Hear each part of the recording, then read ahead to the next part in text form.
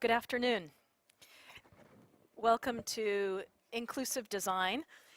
My name's Jeanine Spence. I'm an 18-year Microsoft veteran. There I worked mostly in incubation and V1 products. I ran a design and research team for many of those years. And over the last few years, I've now started my own consulting firm helping companies of all sizes build their capability around customer focus, design thinking, and inclusive design. And so today's session is looking at what is inclusive design, and this goes a little bit deeper and more into depth on a couple techniques than the earlier session. I noticed some familiar faces. So, inclusive design.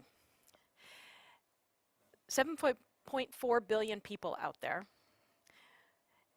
We are used to building products that focus in on a particular well-defined segment. And what can happen is we miss the variability. We miss the fact that each person is really unique and brings a unique set of characteristics, diverse living experiences to how they interact with our product or service. Inclusive design is an approach that flips that idea on its head a bit. So rather than looking for where's the biggest chunk of customer who has where the commonality is, it says, well, what can we look at in terms of diversity among our customers and use that to inspire our design and the criteria that we build our products and services to.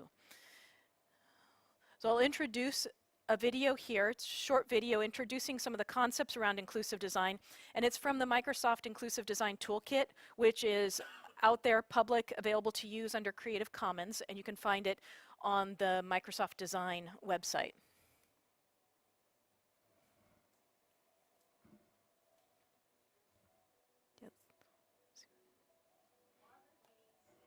Yeah, a little bit up.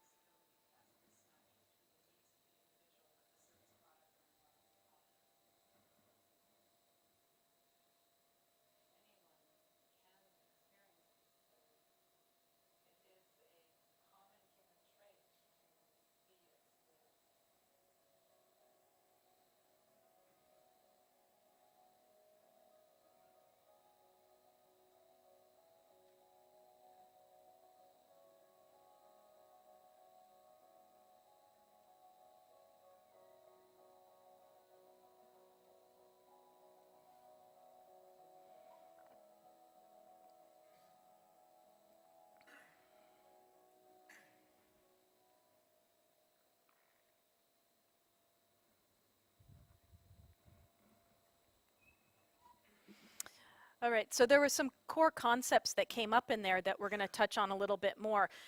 One is full participation. So inclusive design does include an aspect of accessibility, but what we're really driving for is full participation, full access. So accessibility, the hooks into adaptive equipment, is part of that spectrum. Um, but a key part of it is designing so that more people can participate more fully. One aspect of this approach is figuring out which data do you want to pay attention to. So I have a little participatory exercise for people to do here. And so what I'd like for you to do is think about how far did you travel to come to this conference?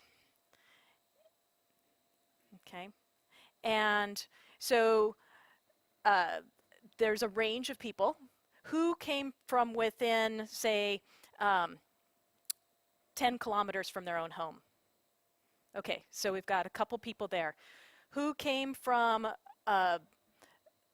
over 7,000 kilometers? Anybody from the Puget Sound, that counts you.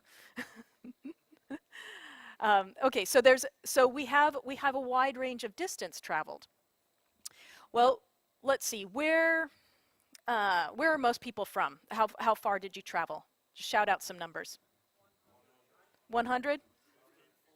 140?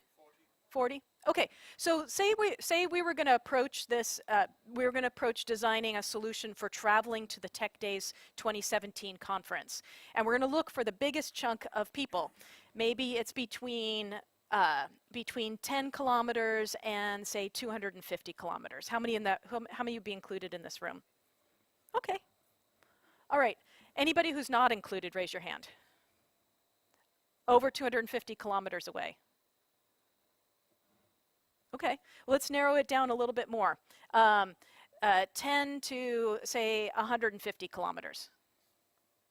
Okay, and who's over 150 kilometers? Okay, so we'll take that chunk, because this is just an arbitrary exercise. Those three of you who raised your hand, and myself included, because I was a little further, coming from Puget Sound, we don't care about how you got here. You're excluded. We just care about that core group of people. Now, why would I do something like that? Well, I'm a designer, and I have some researchers working for me as well, and we just want to focus in on the core set of people that we really care about, right? We want that big chunk of the market. Well, what happens when you do that is that you might be excluding those opportunities to look for what the people who traveled further had to go through to get here. And more importantly, who's not in this room? So I noticed when I set the limit at 250 kilometers, well, who's not participating because they're not here? And when you think about the data that you're using, the data that you collect through your research or through telemetry, you're only collecting the data from the people who showed up, not from the people who aren't there. And so it's important to think about what were those things that blocked somebody from participating? Where were there not, in this picture, where were there not stepping stones for them to get across the river? Or what did they not hear about the TechDays? Did it cost too much money? Was it too far to travel? Were they unable to travel for some reason? In the US, we've had a few storms recently. That has caused shutdowns of major parts of the travel. So maybe somebody got blocked by weather.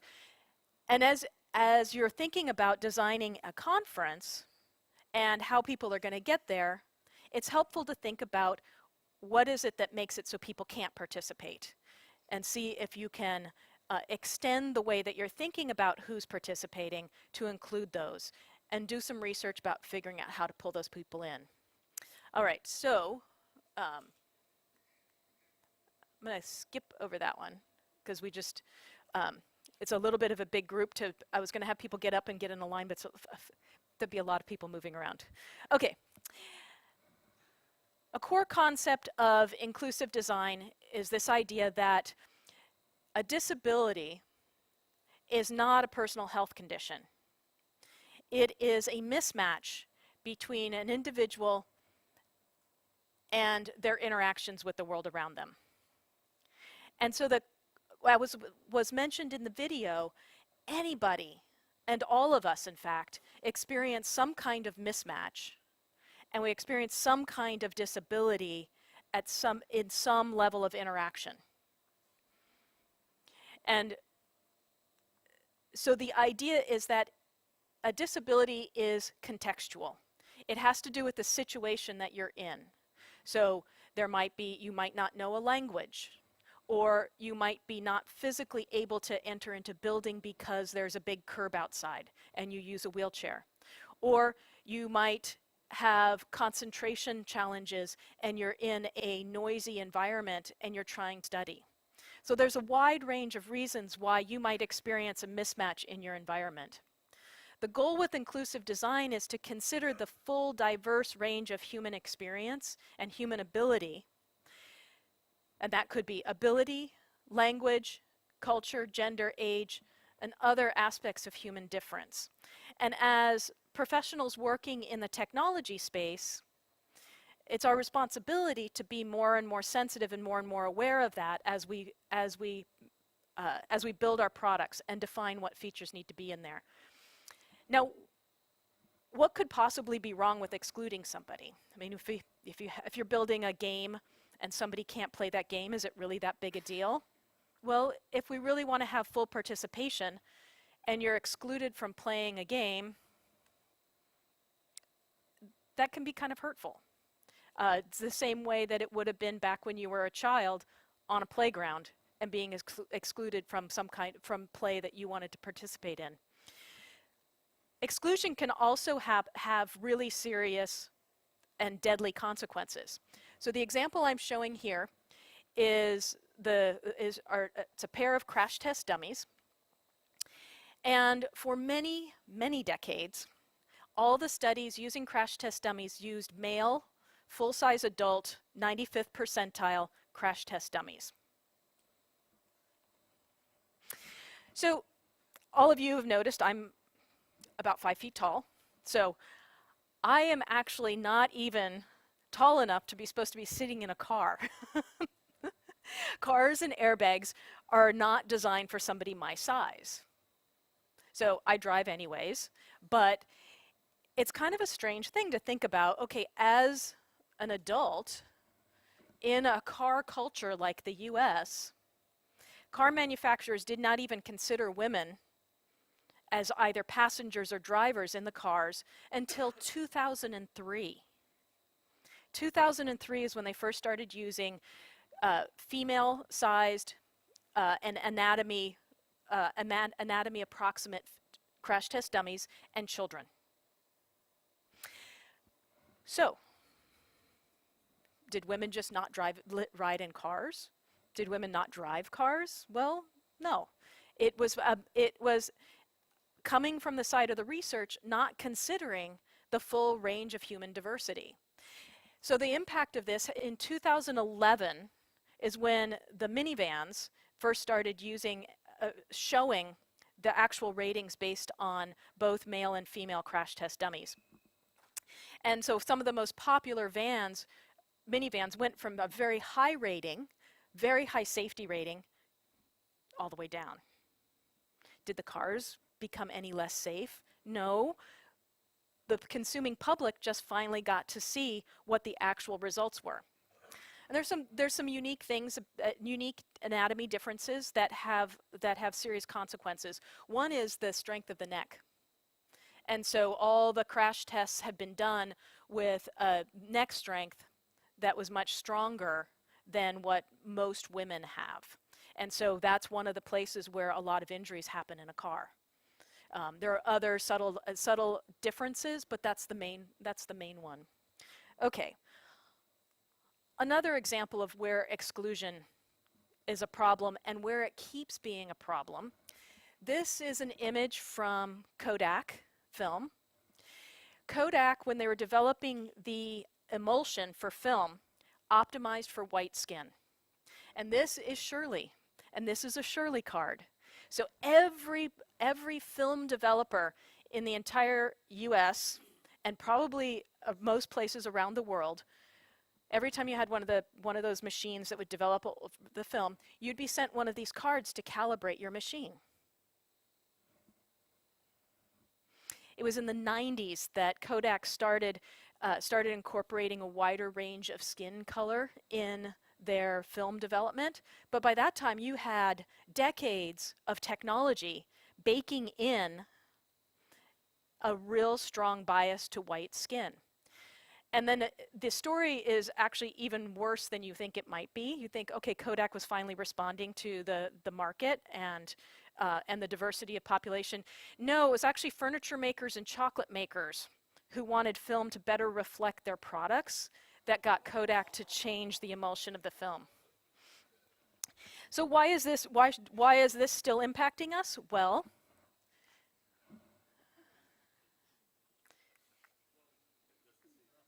yeah. We have built in the same bias because we have built digital products to replicate the film, and we have trained those products using a limited set of the population to train on. So this is coming up over and over again, and it's often in the news, but this is reality. So it's really important stuff. Paying attention to who is in the room and who is not in the room, and making sure that you actually are addressing the full range of human diversity. Okay, I'm going to switch gears a little bit for one more example here. There are two apps up here, Kaizala and WhatsApp. And they have two really different approaches to connectivity. So WhatsApp requires that you be online, or that you have some kind of connectivity. And Kaizala was specifically designed for intermittent connectivity. And so the opportunities that show up if you don't assume one certain technology situation and you allow for a flexible range, different use cases can come up, and your actual physical footprint of where you can sell your product expands quite a bit because, believe it or not every place is fully connected all the time. Still. And in the Puget Sound, the question is, well, why should I bother? Well, all we have to do is look at this year. And in my hometown, we're always talking about preparing for the big earthquake. Well, the expectation is if a big earthquake hits the Puget Sound, it'll take out most of the cell towers with it. So it's not just the current state, it's the possible states that this approach gets you thinking about. All right. Let's take a look at 4 ways in which people interact with technology.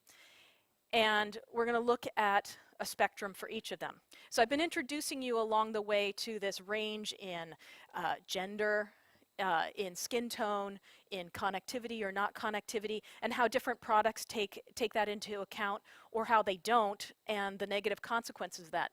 Now we're going to dive in and look even more specifically at how this comes together. And so we have 4 different areas in which there is a range of how people approach technology.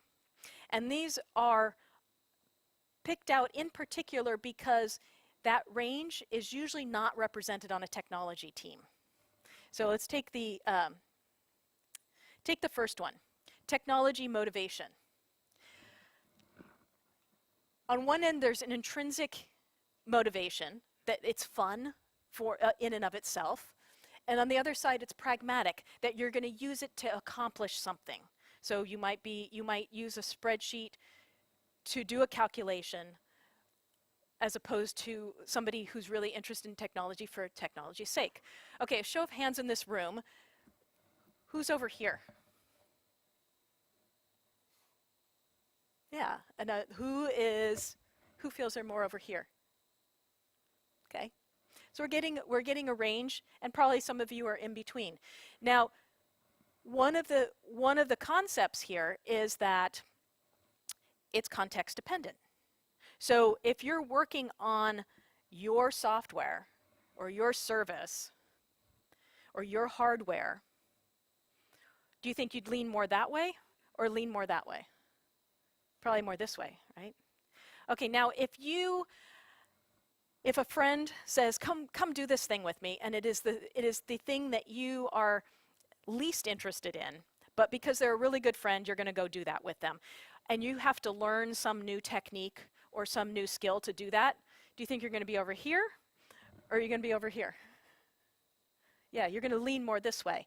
So the way that you approach something is very context specific. So for a lot of people who are unfamiliar with technology, they're not going to be over here. They're going to be somewhere over here. Technology self-efficacy is the next one. So how confident are you? And so if you've been working with something for a while, it feels natural. How many of you have helped an elderly parent or grandparent try to figure out why they can't access a website and they keep saying it's the browser that's down, right?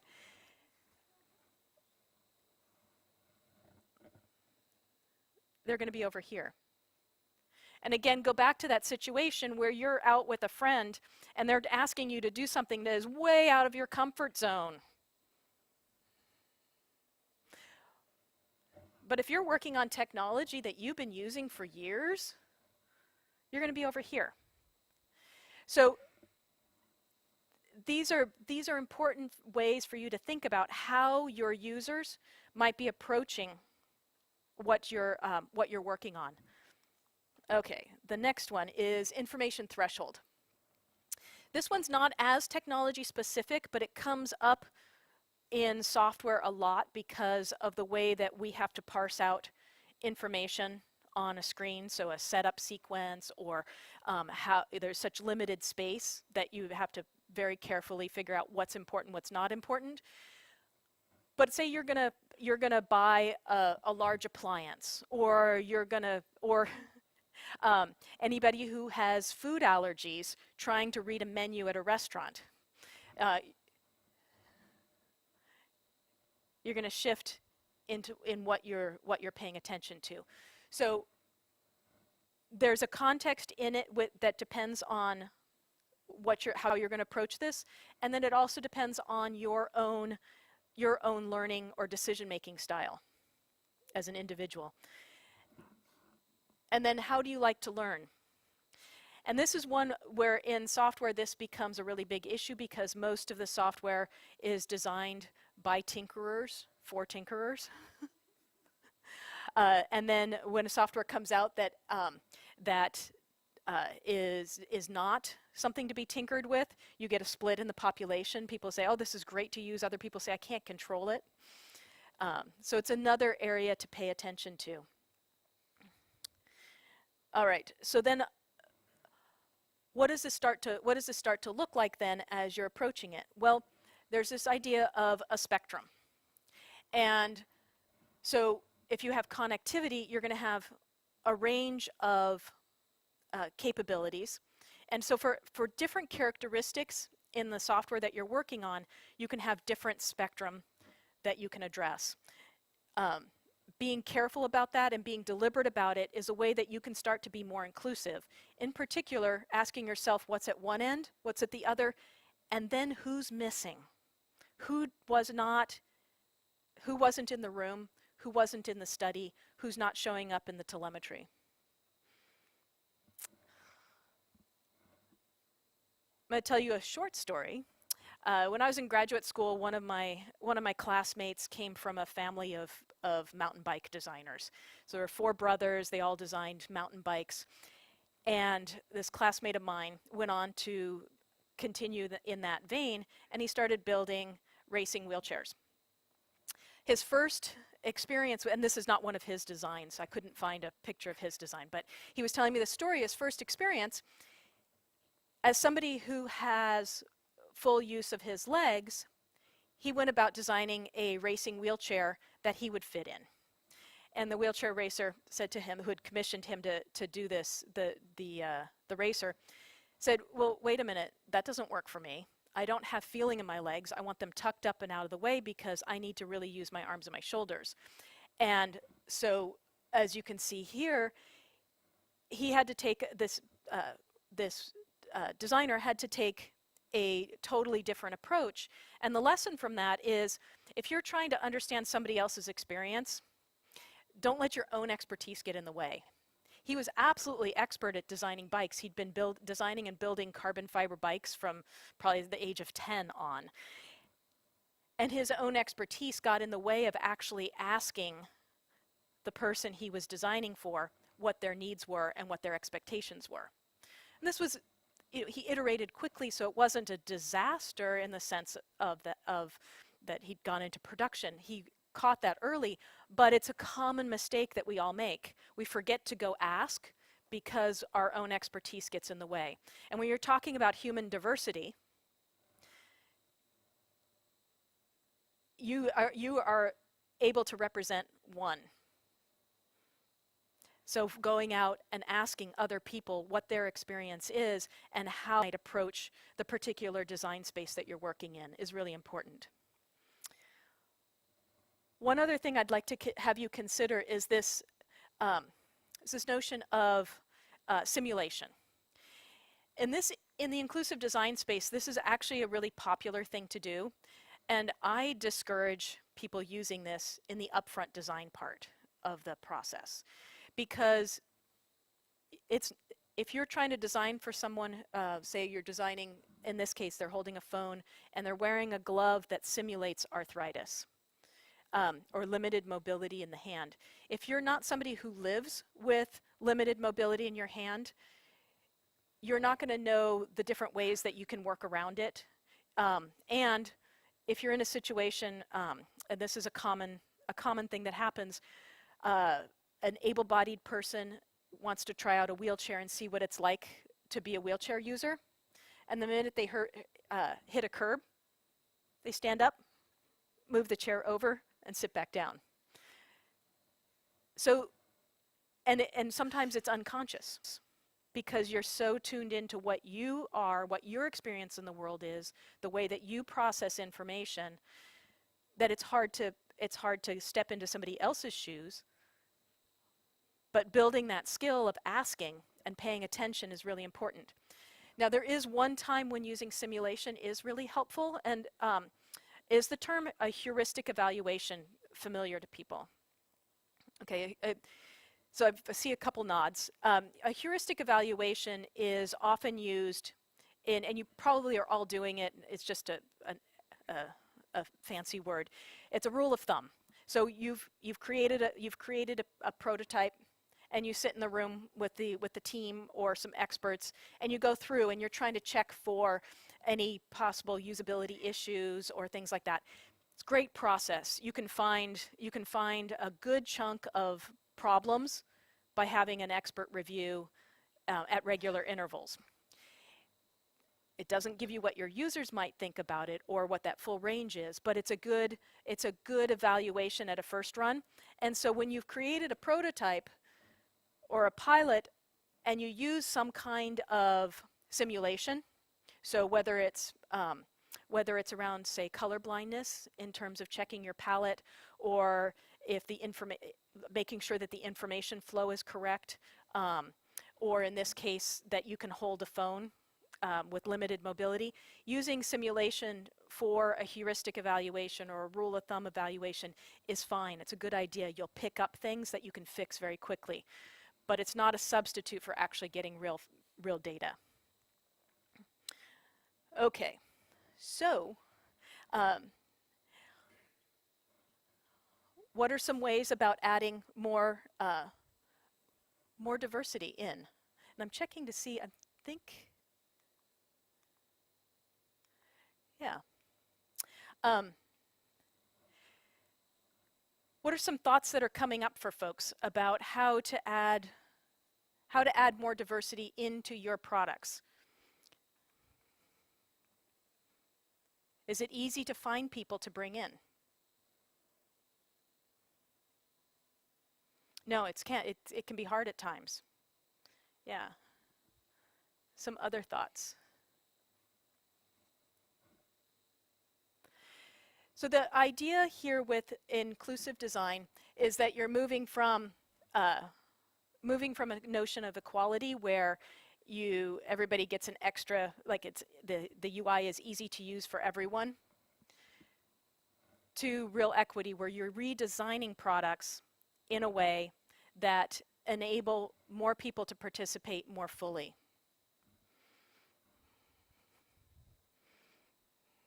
Okay, any questions? Because I didn't do that stand-up exercise and move around, I went through my talk more quickly. So, any questions about it? Thoughts, comments? Yeah.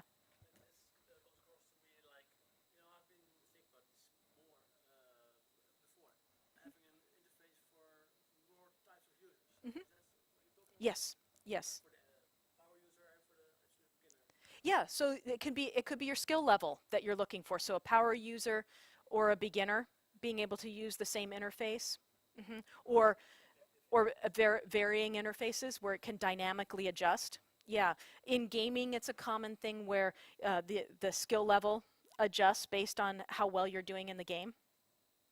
hmm Yeah, so it's that kind of same kind of concept. The challenge then would be to make sure that you're actually talking to skilled users and lower or newer users, and who's not showing up, who's not even able to get into the software.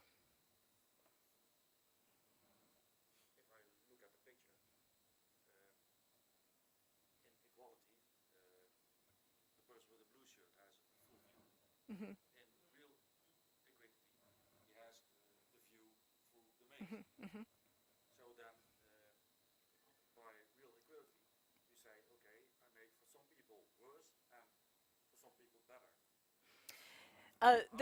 The real yeah, so the real notion here with real equity is uh, the fence. There's nothing in particular about the fence that says it has to be opaque, and that and so because the fence is opaque, in order for people to see the game on the other side, lots of adjustments have to be made. By redesigning it into a see-through fence, then you don't have to make those adjustments for everybody. Everybody can participate, and they're seeing the same thing. I would say that in a ball game, you wouldn't want to do away with the fence, because if the ball comes at you, you want some protection. Um, the stadium owner probably doesn't want anybody seeing in.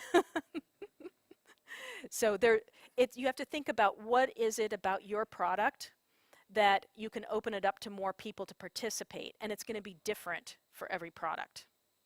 Again, it'll depend. In some places, you may not want to open it up for people to see through and see the game for free, in that example. Yeah.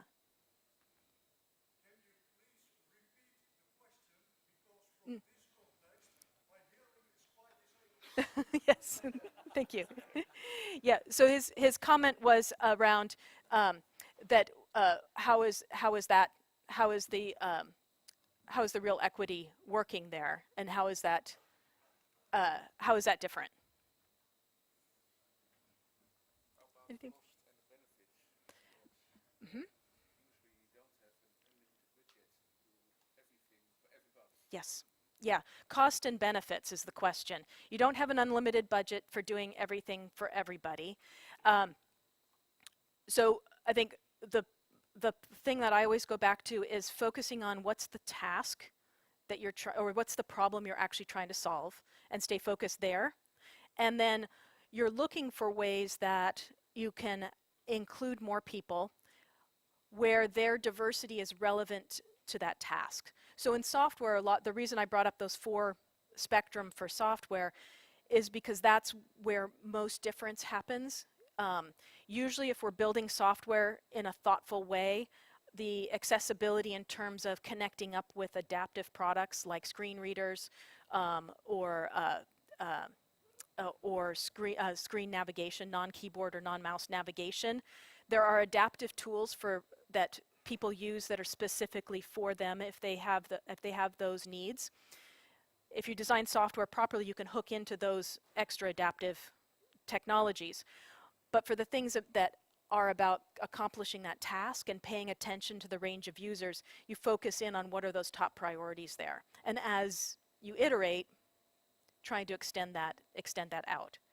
So in a physical space, in a physical space, it's a lot easier to see that it's about mobility access. In software, you have to figure out what is it that's keeping people from participating. Is it connectivity? So in the case of Kaizala, the connectivity was not guaranteed in the market that they were going into, and so they needed to build it so it could handle a disconnected or intermittent connected state. Um, WhatsApp did not do that, and so it doesn't work in those regions.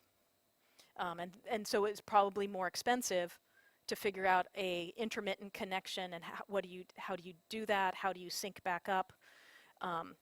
But it's not unfamiliar for anybody working in collaboration software.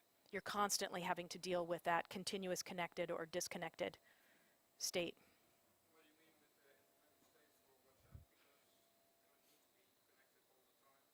Uh, but you're, yeah, it's that delay happening with Kaizala. They treated the features in a different way where there's better notification about what went through or what didn't go through. So it's balancing those out, what their primary scenario was, and Kaizala put more effort on making sure that disconnected state handled the time threading and some other aspects of it that are not so great in WhatsApp. So, any other thoughts or comments? Okay. Mm-hmm.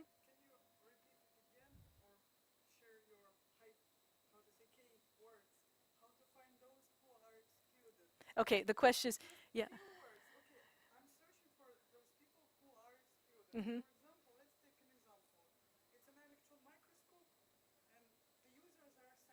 Mm-hmm. Okay. Yeah, so the question is who's excluded and how to find them. The example, an electron microscope, is an interesting one because it's highly specialized. So your users are scientists. So if that's your focus, finding people who are excluded because they're not scientists or they're unfamiliar with the space is not helpful. They could be the next scientists, the next students. So how you find people is you think about what is it that you're focused on, and you have to reflect who might not be showing up, and it's a series of experiments. So yeah, so if you're I don't know the electron microscope space, but so there, yeah, what is it? Mm-hmm. Yeah. So what is it and what's particular about it? So for an electron microscope, and so in that case, maybe is there a physical reason that people might be challenged using, who are scientists, who are skilled, who have the knowledge? Is there a physical barrier to using it? Yeah. Could be remote access. They could physically not be in the same space, or is there a visual requirement that maybe you could see if is there other ways of visualizing what's or representing what the information that's in an electron microscope in ways that are non-visual, so that scientists who are blind could participate in the information that's gathered. So that might be another way to do that. So if you stay in the scope where your focus is on scientists, but within that scope of scientists, who might not be, and you just came up with one, if they're physically not in the space because it's an expensive piece of equipment, they don't have physical access to it, is there a way you could provide remote access? If they can't see it or physically can't use it because it might require a significant level of dexterity, how could you include those scientists? And so it's looking at what might be those mismatches, those barriers that are already there. Mm-hmm. Yeah.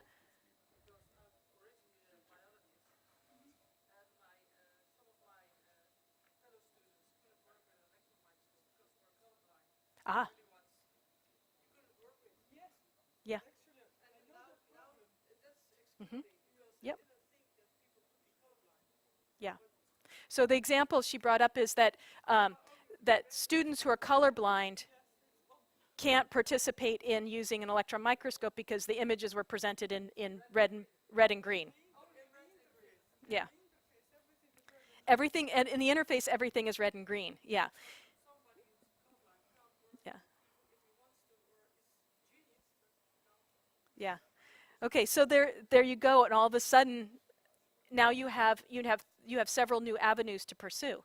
So yeah, and a lot of this isn't mysterious. It's just stopping to think, who might not be here? What are we missing? Yeah. Mm, yeah. So the question is, how do you get more companies to think about inclusive design? Um, Market share. There's an economic argument to doing this. That yeah. Yeah. Uh, it's, mhm. Yeah, and there is a push. There is a push around regulations around having things accessible, and so there's between those two. Yeah, is there another way you can think of? Okay, because I'm open. Yeah, there's market pull, there's regulation push. Yeah, sharing it. Yeah, getting it. Mhm, mhm.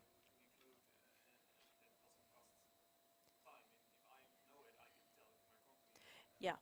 Yeah, and as more and more people are talking about this, there is an effort on the part of so web design. Web design was an example that you brought up about how to make this easier and make people more aware. The There is an effort to put more accessibility built into the templates that people use for web design. As an example, um, teams that start paying attention to this, I think designers have a big responsibility in this area where if you're writing design guidelines, you need to pay attention to what's who you're excluding, who are you creating mismatches for in those design guidelines. And if you're writing sample code for controls, include accessibility hooks in those controls.